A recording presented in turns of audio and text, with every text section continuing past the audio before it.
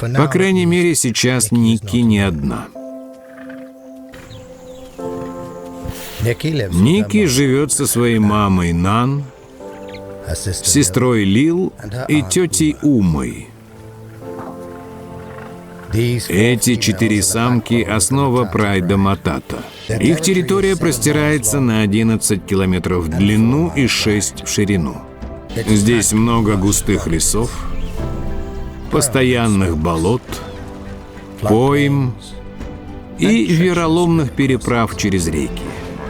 Для Мататы и всех львиц их земля – спасательный круг.